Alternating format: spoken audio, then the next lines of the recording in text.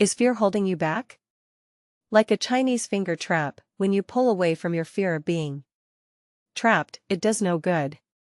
You must push towards your fear to be released. Failure is only the opportunity to begin again more intelligently. The greatest mistake you can make in life is continually fearing that you will make one.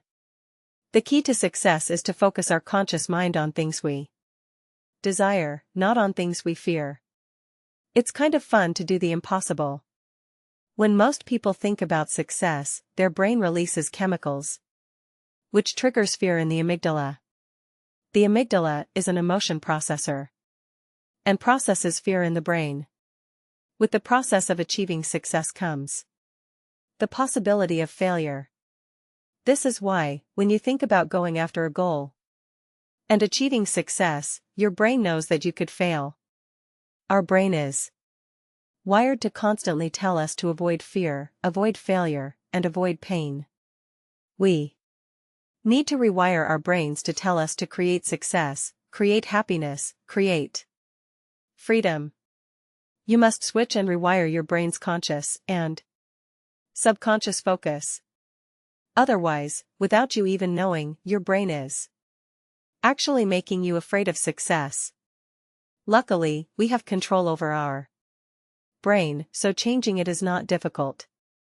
It just takes practice and continual rewiring. We can practice this continual rewiring by building confidence in ourselves. We must believe we are capable of bigger and better things. We must realize that with success comes failure, and we must learn to embrace failure as a constructive learning tool, but never to accept it as a final destination. Failure does not mean you're doing something wrong. It may simply be that you're doing something right, just in the wrong place. A fly that continues to crash into a window does not need greater effort to get where it is trying to go. It simply needs redirecting. So, when you're failing at achieving something, think about the fly. Perhaps your failure is not due to your current methods, but your current methods need to be aimed in a new direction. Sometimes our failure is not due to our physical acts, but more to our mental focus toward how we allow ourselves to physically act. Nothing is too small. I counsel you, put down and record even your doubts and surmises. Hereafter, it may be of interest to you to see how true you guess. We learn from failure, not from success. Failure is why most people give up so quickly. Yet the most successful people are the ones who failed many times. Even Michael Jordan attributed his legendary skills and success to all his failures. Thomas Edison once said, "I have not failed. I have just found 10,000 ways that won't work." Thomas Edison invented some of the most important and well-known products in the world. But he failed many times before he did so. You can't be afraid of success. Stick to whatever it is you want to accomplish, and one day you will. But you must never give up. Your biggest goals and dreams must become more powerful and real in your mind than your biggest doubts, fears, and uncertainties.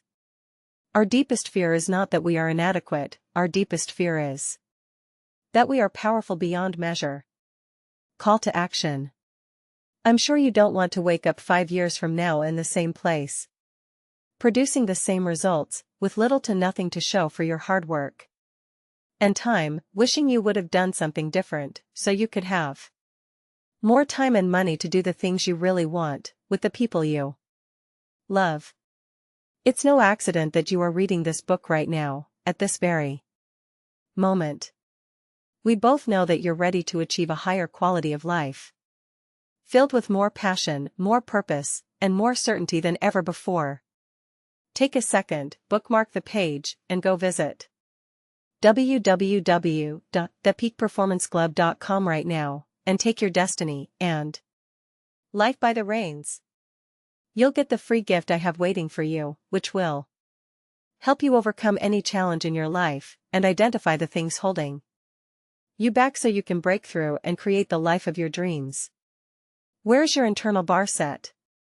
The greater danger for most of us is not that our aim is too high and we miss it, but that it is too low and we hit it.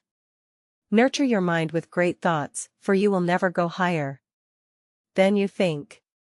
Regardless of your job or your income possibilities at that job, those are all external constraints. The real reason you will not achieve your goals or a higher level of financial freedom is the internal constraints you create in your mind. Where's your internal bar set at? How you see yourself has more impact on your success than any other factor. If you would like to make more than $50,000 a year, or even $250,000 a year, but you don't think you will be able to do it, then the odds of ever making more money are very slim. You must first change your current beliefs about what you think you're capable of.